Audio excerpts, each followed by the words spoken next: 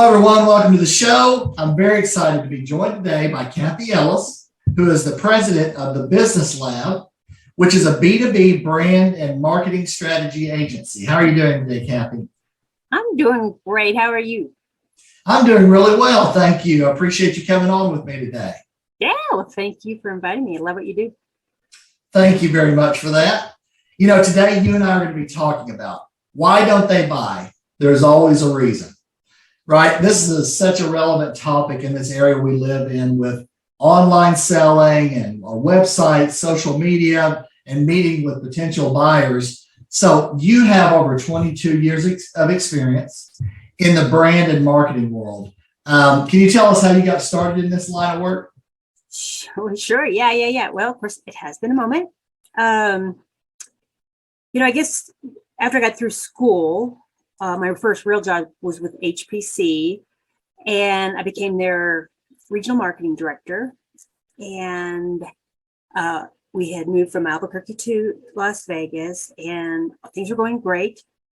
And then they sold the company, right? So I either had to, resign and take the package, or move to Atlanta and work for the new president. Now, I knew the new president, and I'd known him for a while, and I knew that was not going to work. So, of course, took the package and we moved to Houston, which is where my mom and my sister and her family were. And it's kind of funny because, I took a lot of temp jobs, right? So I didn't know anybody or anything in Houston, and a few sales jobs. And then I took a full-time job as a salesperson for a printing company up there. And then I hadn't been there very long, and I just sort of watched them absolutely lose their best customer. I mean, destroy the relationship. And we're talking about like a cash cow, right? Recurring revenue. I mean, the holy grail of relationships, and they didn't care. They just absolutely did not care. And I said, well, enough is enough of that, right? Now, of course, I didn't know how to run my own business, but I certainly knew how to take care of a client. And so my husband and I, we said, well, let's try it. We can do it, right? So we started the Business Lab in 1997, right? So that has been a while. We sort of laugh that, in pig years, we're kind of footballs now, right? So anyway, it's been a great ride. We've been profitable every year. Yay. And we have worked with, CEOs and owners and decision makers from every industry, from corrosion to sugar. And what's really cool about that is that we get to connect dots, right? So I could see something over here that works really well and, see if it's going to work over there. So that's what we do all day, every day. Work with a bunch of entrepreneurs who just want to do cool stuff. Right. Absolutely. I'm lucky to do about 25 years in sales and marketing now, and I love it, But you do have to try different things and see what works and where it works, and not everything works everywhere. No. So, what do you see as some of the biggest challenges that executives are facing within this arena right now? Well, several, right? But one thing I see, and it's kind of a different challenge. Maybe, that really that like 75% or maybe even more right now of B2B buyers or influencers, they're under the age of 45, right? And of course, age itself isn't really the issue. It's just that these people grew up with technology and internet and Googles and iPhones and this massive sea of resources, right? And so they absolutely know how and where to find information. And this age group also grew up with, Enron and Lehman Brothers and that whole too big to fail thing, right? So they're sort of this distrust of corporations and marketing rhetoric. Now, what's kind of interesting about that is that the research will tell you what the results of that is, right? And so it's something like 60 to 70% of the entire buying process is complete before, a seller knows there's a sale to be had. Right. Right. And it's also going to tell you that 70% of those buyers out there, they just really do not see salespeople as a resource when solving a business problem, right? So that's kind of a problem, right? You've got this weird dynamic happening where these buyers are out there, they know how to get the information. They don't really want to talk to any salespeople. And you've got these companies who have to go sell stuff, right?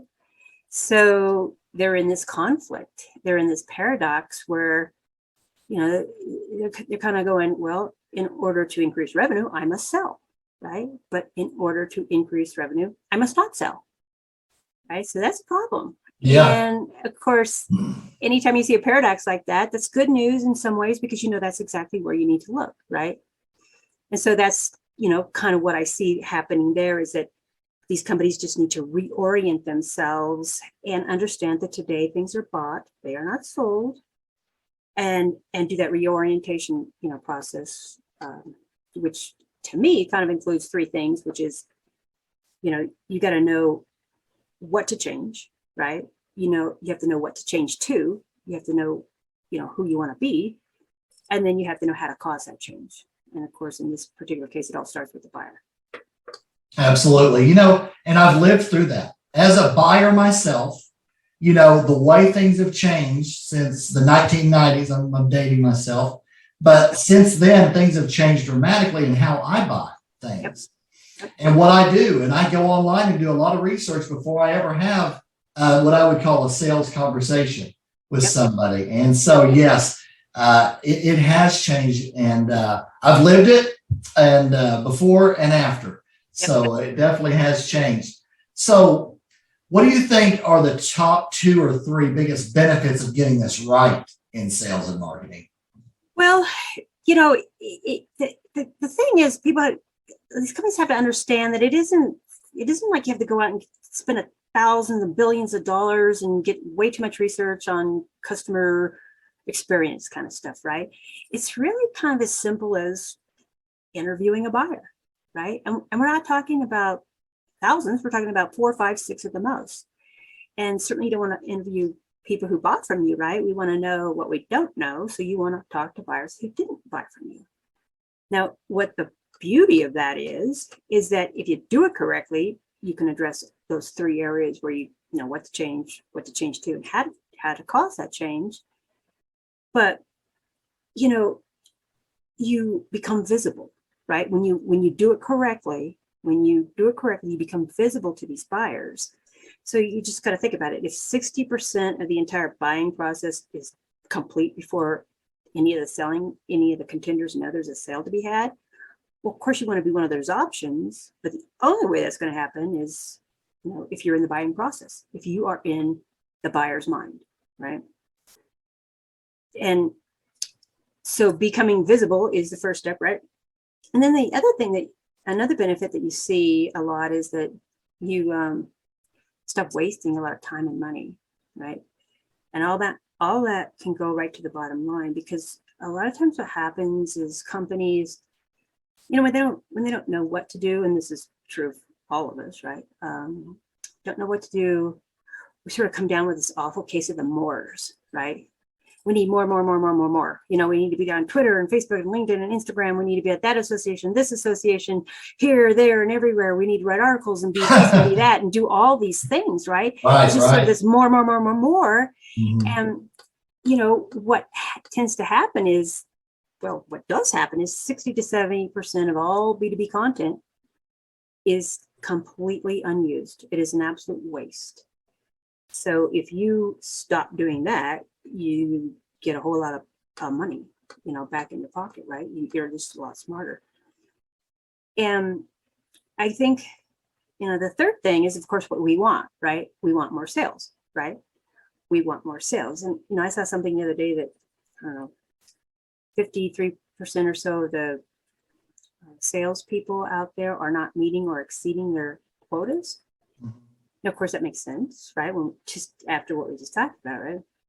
Yeah. But, I really think that once they understand the process, once they understand the buyer, and then if companies can take that selling process and turning it into a buying process, well, of course, you get more opportunities like we already talked about, but really the magic is that you're going to say the right things. You're going to be saying the right things to earn that business. And that's right. That is exactly what you want to have happen. Right. Absolutely. Yeah, it is. It's what I call value attraction and relationship building. Yep. Inbound. Yep. It is totally different than this world that I really came up in, which was call, email, go to every trade show. It's just different the way that it's structured anymore. So what kind of impacts have you seen and experienced working in this area? Well, big, right? Because obviously, if you think about it, all those things we just talked about, if you become visible and you narrow down what you're going to say to people, and then you say the right thing, then they love you, and all that good stuff happens, right? But really, people who do these sort of buyer insights formula, you do the buyer insights, you create a plan, and of course, you must follow the plan, right? Mm-hmm. And if you do, you see things like 30 to 40% higher closing ratios, meaning faster time to revenue. And really your conversion rates, they just double. So it's really, really impactful.